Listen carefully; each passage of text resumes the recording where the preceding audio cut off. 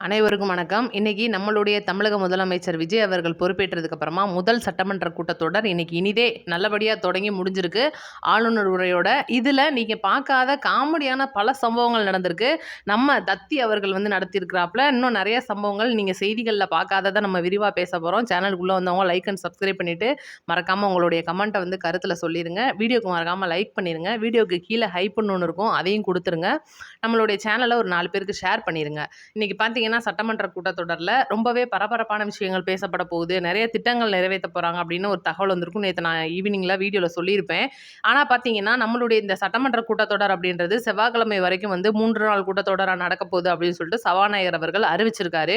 அப்ப இந்த கூட்டத்தொடர் அப்படின்றது எப்பவும் போல முதல் நாள் பார்த்தீங்கன்னா, ஆளுநர் அவர்களை வர வைத்து இந்த வெள்ளை அறிக்கை அப்படின்றத ஆளுநர் முன்னிலையில குடுக்கிறது தான் பிளானே. அதுக்கப்புறம் பார்த்தீங்கன்னா, ஆளுநர் மாளிகைக்கு தகவல் அனுப்பப்பட்ட போது ஆளுநர் அவர்கள் வெள்ளை அறிக்கை என்பதை நீங்கள் தனிப்பட்ட முறையில் ரிலீஸ் பண்ணிருங்க.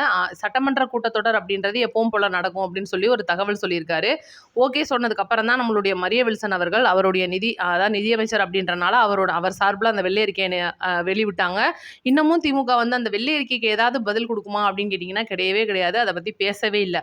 சரி, இன்னைக்கு நம்மளுடைய தமிழக முதலமைச்சரை நேருக்கு நேரா நம்ம தத்தியெல்லாம் சந்திக்க போறாப்புல. என்னதான் நடக்க போகுது அப்படின்னு சொல்லிட்டு ரொம்பவே ஆர்வமா கிட்டத்தட்ட இந்த ஒரு சட்டமன்ற கூட்டத்தொடர் தமிழக வெற்றி கழக அரசு பொறுப்பேற்றதுக்கு அப்புறமா இத்தனை லட்சம் பேர்லாம் லைவ்ல இருப்பாங்கன்னு நாங்கள் எதிர்பார்க்கல. ஒவ்வொரு சேனல்ஸ்லயும் பார்த்தீங்கன்னா 50K 60K 1 லட்சம் அந்த மாதிரி இன்னைக்கு தமிழக இளைஞர்கள் தமிழக மக்கள் இந்த சட்டப்பேரவை கூட்டத்தொடரை இவ்வளோ தூரம் ஆர்வமா பார்க்குறாங்க அப்படின்னா அதுக்கு காரணம் நம்மளுடைய முதலமைச்சர் அப்படின்றத நான் பதிவு பண்ணிக்கிறேன். இதில் பார்த்தீங்கன்னா கூட்டத்தொடர் தொடங்குச்சு. ஃபர்ஸ்ட் பார்த்தீங்கன்னா ஆளுநர் அவர்களுடைய உரை. இன்னைக்கு ஆளுநர் அவர்களுடைய உரையை இன்னைக்கு பல்வேறு விதமாக விமர்சனம் பண்ணுறாங்க. முதல்ல நான் அதுக்கு ஒரு விளக்கத்தை சொல்லிடுறேன். ஆளுநர் அவருடைய உரை பார்த்தீங்கன்னா தமிழக அரசு சார்பில் தயாரிக்கப்பட்ட உரை. இந்த தயாரிக்கப்பட்ட உரையை ஆளுநர் மாளிகைக்கு அனுப்புவாங்க. ஆல்ரெடி ஆளுநர் அவர்கள் ஒரு தடவை அதை படிச்சுப்பாரு அவருடைய மாளிகைகளை வச்சு. அதுக்கப்புறம் தான் இங்கே வந்ததுக்கப்புறம் அதை வாசிப்பார். இங்கிலீஷில் இருக்கும்.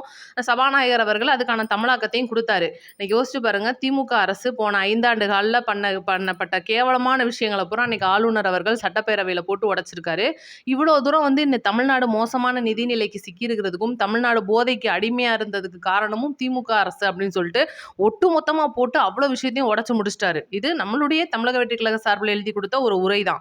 இது பாத்தீங்கன்னா ஆளுநர் அவர்களுடைய அந்த ஒரு ஒப்புதலின் படிதான் அவர் வாசிச்சிருக்காரு. ஆனா இதை நான் வாசிக்க மாட்டேன்னு சொல்றதுக்கும் அவருக்கு ஃபுல் ரைட்ஸ் இருக்கு. அதுதான் புரோட்டோகால். இப்ப பாத்தீங்கன்னா ஆளுநர் அவர்கள் அதை ஆல்ரெடி வாசிச்சிருப்பாரு. இன்னைக்கு முல்லை பெரியார் பிரச்சனையா இருக்கட்டும், கேரளால மேகதாதுவா இருக்கட்டும், ஏகப்பட்ட விஷயங்கள்ல இருமொழியா இருக்கட்டும், நீட் கொள்கையா இருக்கட்டும், மத்திய அரசோட நம்ம முரண்படுறோம் அப்படின்ற விஷயத்தையும் இன்னைக்கு அவர் போட்டு உடைச்சிருக்காரு.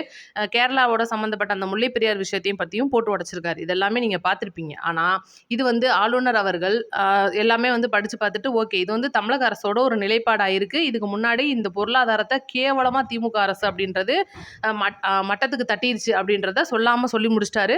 இதுக்கு பார்த்தீங்கன்னா தெம்பில்லாத திராணி இல்லாத அந்த திமுக கார வரிசையில் உட்காந்துருக்கிற அந்த தத்தி எம்எல்ஏக்கள் புறமே பார்த்தீங்கன்னா கேள்வி கேட்டிருக்கலாம், பதில் சொல்லியிருக்கலாம். அதுக்கெல்லாம் வாய்ப்பே கிடையாது. கூட்டத்தொடர் தொடங்க போகுது அப்படின்றதுக்கு முன்னாடி மட்டும் நாரசக்தி துயர சக்தின்னு சொல்லிட்டு போர்டெல்லாம் எடுத்து வச்சு இன்னைக்கு தான் இதை நம்ம மக்கள் இன்னைக்கு பயங்கரமா பேச போறாங்க அப்படின்லாம் நினைச்சாப்ல நம்ம பால்டாயிலு. அதெல்லாம் மக்கள் கண்டுக்க கூட கிடையாது. முழுக்க முழுக்க நம்மளுடைய தமிழக முதலமைச்சரின் செயலை எதிர்பார்த்து காத்துக்கிட்டு இருந்தாங்க. இது பாத்தீங்கன்னா இதே இது 2021 பொறுப்பேற்ற திமுக அரசோட அந்த அரசிதழ் பாத்தீங்கன்னா இப்ப எப்படி நம்மளுடைய பொறுப்பு ஆளுநரா இருக்கிற அர்லேகர் அவர்கள் வாசிச்சார் பாத்தீங்களா? அந்த டைம்ல பாத்தீங்கன்னா தமிழக ஆளுநரா இருந்த RN ரவி அவர்கள் இந்த திமுகவினுடைய அந்த சட்டதிட்டங்கள் அவங்க கொடுத்த அந்த பேப்பரை படிக்க மறுத்துட்டாரு. அப்ப அதை கேட்கறதுக்கு இவங்களுக்கு துப்பு இல்லை. ஏன்னா ஆளுநர் மாளிகைக்கு பேப்பர் அனுப்பப்பட்டது. ஆளுநர் வந்தாரு. அவங்களுக்குள்ள பிரச்சனையாயி லடாயாயி அன்னைக்கே பார்த்தீங்கன்னா வெளியேறிட்டாரு. அதுக்கப்புறம் திமுக அரசுக்கும் ஆளுநர் ரவி அவர்களுக்கும் பலவிதமான முரண்பாடுகள் இருந்துச்சு. அப்பவும் பார்த்தீங்கன்னா இந்த தமிழ் தாய் பிரச்சனை அப்படின்றத அவங்களால சரி பண்ணவே முடியல. இன்னைக்கு பார்த்தீங்கன்னா முழுக்க முழுக்க தமிழ் தாய் வாழ்த்து ஃபர்ஸ்ட்ல தொடங்கியிருக்காங்க. 2 தடவை தேசிய கீதம் இயற்றப்பட்டது அப்படின்ற ஒரு பேரிடி போகுது. நான் தெரியாம கேட்குறேன், தேசிய கீதம்னா என்ன? இன்னைக்கு தமிழ்நாட்டோட இந்தியதோட ஒரு தேசிய கீதம், இந்த தேசத்தோட ஒரு பாட்டு.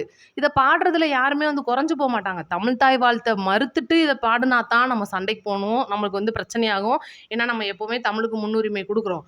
ஆனா இன்னைக்கு யோசிச்சு பாருங்க, தமிழ் தாய் வாழ்த்த நம்மளுடைய தமிழக முதலமைச்சர் எப்போ வந்து அந்த அதாவது முதல் வந்து வந்தே மாதரம் பாடின பிரச்சனையாகி அதுக்கப்புறம் இதுக்காக ஏகப்பட்ட புரோட்டோகால்ஸ்லாம் வந்து மீறி ஆளுநர் மாளிகையில் இந்த பிரச்சனைலாம் வந்து முடிஞ்சதுக்கு அப்புறமா ஃபஸ்ட்டு தமிழ் தாய் வாழ்த்த நான் பாடுவேன்னு சொல்லி உறுதி கொடுத்ததுக்கு அப்புறமா ஒவ்வொரு அரசு நிகழ்வுகள், உதாரணத்துக்கு சிங்கப்பெண் படையோட தொடக்கம், அதுலலாம் பார்த்தீங்கன்னா முழுக்க முழுக்க தமிழ் தாய் வாழ்த்து தான் ஃபஸ்ட்டு பாடப்பட்டிருக்கும். இன்னைக்கு சட்டமன்ற கூட்டத்தொடர்லையும் முதல்ல தமிழ் தாய் வாழ்த்து தான் பாடப்பட்டுச்சு. அப்போ இன்னைக்கு உட்காந்து வந்துட்டு நாங்கள் வந்து தமிழ் தாய் வாழ்த்தை வந்து இவங்க முதல்ல பாடிட்டு 2 தடவை தேசிய கீதம் பாடிட்டாங்க, சபையோட மரபை மீறிட்டாங்க. இன்னைக்கு நான் தெரியாமல் கேட்குறேன், கலைஞர் கொண்டுட்டு வந்த மரபா இதெல்லாம்? எங்கள் அப்பாவோட மரபை மீறிட்டாங்க, எங்கள் அப்பா பேரில் ஆரம்பித்த வந்து திட்டத்தை பூரா மாற்றி முடிச்சிட்டாங்க. என்னமோ அவங்க அப்பையும் விட்டு சொத்தை எடுத்து வந்து மக்களுக்கு கொடுக்குற மாதிரி வந்து இவங்க உட்காந்து நினச்சிட்டு ப்ரெஸ் மீட் கொடுக்குறாங்க. அதுக்கு தான் இப்போ நான் வந்தேன். தத்தி அவர்கள் வந்து ப்ரெஸ் மீட் கொடுக்குறாரு. முந்தா நேரத்து நான் சொன்ன மாதிரி நான் முதல்வன் திட்டத்துக்கு பேர் மாற்றிருக்காங்க. தமிழக அரசில் வந்து டிஎன்சி அப்படின்ற ஒரு பேரை மாற்றிருக்காங்க. அதாவது அதோட விரிவாக்கம் நான் தெளிவாக சொல்லிடுறேன். இன்னும் நான் அதுக்கான எடுத்து வைக்கல. டிஎன்சி அப்படின்ற பேரில் மக்களுக்கான தமிழ்நாடு கார்ப்பரேஷன் அப்படின்ற ஒரு பேரை மாற்றி வச்சுருக்காங்க. இன்றைக்கி பார்த்தீங்கன்னா அந்த நான் முதல்வன் திட்டத்தை ஏன் தமிழக அரசு வந்து பேரை மாற்றிருக்காங்க அப்படின்னா, இந்த நான் முதல்வன் திட்டத்தை சொன்னாலே ஸ்டாலின் தான் முதல்வர் அப்படின்னு சொல்லிட்டு மக்களுக்கு தெரிய வரும் அப்படின்னு சொல்லிட்டு உதயநிதி அவர்கள் வந்து இன்றைக்கி சொல்கிறாரு. நான் தெரியாமல் கேட்குறேன், அப்படி வந்து முதல்வர் தான் ஸ்டாலின்னு சொன்னாருன்னா இன்றைக்கி மக்கள் வந்து ஓட்டு போட்டு அவர் முதல்வர் ஆக்கியிருப்பாங்க. குளத்தூரில் கூட நின்று அவரால் எம்எல்ஏவா ஜெயிக்க முடியாத ஒரு கட்சியோட தலைவராக இருக்கிறவருக்கு வந்து முதல்வனாக இருக்கிறதுக்கு அதிகாரியே கிடையாது அப்படின்றது தான் நம்மளுடைய கருத்து. அடுத்தடுத்து பார்த்தீங்கன்னா இன்றைக்கி தமிழகத்தில் நடக்கிற பாலியல் சம்பவங்கள், திருட்டு, கொள்ளை எவ்வளோ விஷயங்கள் நடந்தாலும் அது போய் முற்றுப்புள்ளியாக முடிகிற இடம்னு பார்த்தீங்கன்னா திமுகவாக தான் இருக்கும் அப்படின்றது தான் இன்றைக்கி நிலைமையாக இருக்குது. முழுக்க முழுக்க இவங்க பண்ணுற வேலை, ஒரு இடத்துல போய் மாமூல் விசாரணை பண்ணுறது. இன்றைக்கி நேருக்கு நேராக வந்து ஆளுநர் அவர்கள் ஒரு விஷயத்த சொல்லியிருப்பாரு, எல்லாரும் கவனிச்சிங்களான்னு தெரில. மது கடைகள் மூலியமாக தனி ஒரு நபருக்கு போகப்பட்ட அந்த வருமானம் இன்னைக்கு அரசோட கஜானாவுக்கு வருது. இதுக்கு இவ்வளோ நாள் வந்து கொள்ளையடிச்ச அனைத்து பணங்களும், அதாவது கட்சி ரீதியாக கொள்ளையடிக்கப்பட்ட பணங்கள் பூரா அரசோட கஜானாவுக்கு வருது அப்படின்னா இதுக்கு காரணம் தமிழக முதலமைச்சர் விஜய் அவர்கள் மட்டுமே. இந்த இந்த ஒரு தமிழக வெற்றி கழக ஆட்சி அப்படின்றது பணபலம், சமூக பலம், அதாவது ஜாதி ரீதியான பலம், கட்சிகளை கடந்து மக்களோட மனதை வென்ற இன்னைக்கு முதல்வராக வந்து தமிழக முதல்வர் விஜய் அவர்கள் வந்து இருக்காரு. ஏகப்பட்ட விஷயங்கள் இன்னைக்கு உண்மையிலே வந்து நம்மளுடைய தமிழக வெற்றி கழக தலைவரும் முதல்வருமான விஜய் அவர்கள், ஆளுநர் அவர்கள் இந்த முழு உரையும் வாசிப்பார் அப்படின்னே நினைக்கவே இல்லை. அதுக்கப்புறம் வந்த தகவல் தான் இதெல்லாம்.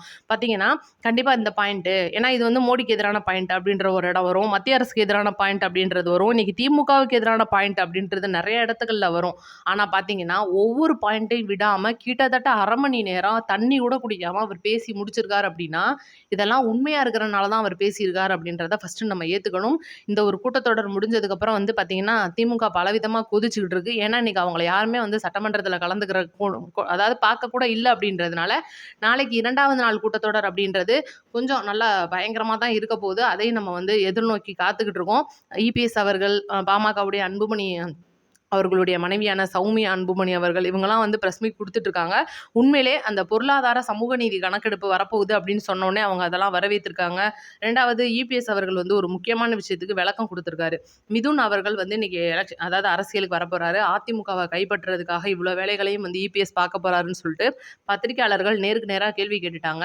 அதிமுகவுடைய சரியான தலைமை இல்லாதனால தான் அதிமுக இருந்த அமைச்சர்கள், எம்எல்ஏக்கள்லாம் வந்து பிரிஞ்சு போறாங்களா அப்படின்னு கேட்கும்போது அதெல்லாம் கிடையாது, நாங்கள் தலைமை சரியாக தான் இருக்கும், நாங்கள் இருக்கிறனால தான் இன்னைக்கு விஜயபாஸ்கர் முதற்கொண்டு எம்எல்ஏவா இருந்து அதை இன்னைக்கு ராஜினாமா பண்ணிட்டு போறாருன்னா இவங்கெல்லாம் வந்து உயிரோடு இருக்கிறதுக்கே லாய்க்கு இல்லை அப்படின்ற மாதிரி ஆர்பி உதயகுமார், இந்த இபிஎஸ் இவங்க மாதிரி ஆட்கள்லாம் வந்து இன்னைக்கு வசைபாடிட்டு இருக்காங்க. சொந்த கட்சிக்காரங்களே வந்து இன்னைக்கு ராஜினாமா பண்ணிட்டு போறாங்க.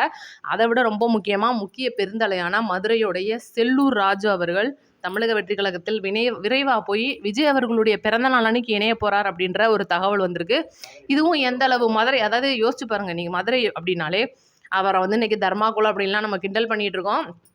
ஆனால் அதுவும் கூட யோசிச்சு பாருங்க, வைகை ஆற்றுல அந்த தண்ணி ஆவியாகாமல் தடுக்கிறதுக்காக ஏகப்பட்ட வேலைகளை வந்து இன்னைக்கு பார்த்துருக்கும் போது அந்த இன்ஜினியருக்கு இல்லாத மூளை அப்படின்றதான் நம்ம சொல்லணும். இன்னைக்கு அமைச்சர் அவர்கள் மேலே நம்ம வந்து குறை சொல்கிறதுக்கு ஒன்றுமே இல்லை. அவர் பார்த்தீங்கன்னா இன்னைக்கு மதுரை மண்ணின் மைந்தர். இன்னைக்கு செல்லூர் ராஜு அவர்கள்லாம் வந்து தெரியும் அவருக்கு, அதாவது ஒரு சின்ன பிள்ளை மாதிரி பேசுவார், ப்ரெஸ் மீட்லலாம் பேசுவார், ஏகப்பட்ட விஷயங்கள் நம்மளுடைய தமிழக வெற்றி கழகத்துக்கு எதிராக பேசியிருக்காரு. ஆனால் இன்னைக்கு பார்த்தீங்கன்னா அனைத்து மக்களுடைய அந்த ஆதரவுகளோட அதை மொத்தமாக மதுரையுடைய அவருடைய ஆதரவாளர்களுடைய தமிழக தமிழக வெற்றி கழகத்துல விஜய் அவர்கள் முன்னிலையில இணைய போறார் அப்படின்ற செய்தி வந்திருக்கு. இத சுத்தி பார்த்தீங்கன்னா, மதுரையில இன்னைக்கு நெறைய போஸ்டர்கள் வந்து இன்னைக்கு ஒட்டப்பட்டு வருது. இது கண்டிப்பா இபிஎஸ்க்கு வந்து ஒரு பேரிடியா தான் இருக்கும். இன்னைக்கு அதிமுக ஒண்ணு காணாம போறதுக்கு காரணமே இபிஎஸ் தான் அப்படின்றத நம்ம தெளிவா சொல்லலாம். நாளைக்கு நடக்க போற கூட்டத்தொடர் என்னெல்லாம் பேச போறாங்க, நெறைய திட்டங்கள் கொண்டு வர போறாங்க. மகளிருக்கான ரூ. 2500 திட்டம், அதுக்கப்புறம் பார்த்தீங்கன்னா, வெற்றி மகளிர் திட்டம். நான் சொன்ன மாரி வெற்றி பயண திட்டம், ஒட்டுமொத்த மாநகர பேருந்துகளிலும் இலவச பெண்களுடைய பயண திட்டம், இந்த மாரி திட்டங்கள் நெறையா வரப்போகுது. நம்ம அடுத்தடுத்த வீடியோல தெளிவா சொல்றேன் நானு. நோட்டிஃபிகேஷன் ஆன் பண்ணி வைங்க. உங்களுடைய கருத்துக்களை மறக்காம கமெண்ட்ல சொல்லிட்டு போயிருங்க. நன்றி, வணக்கம்.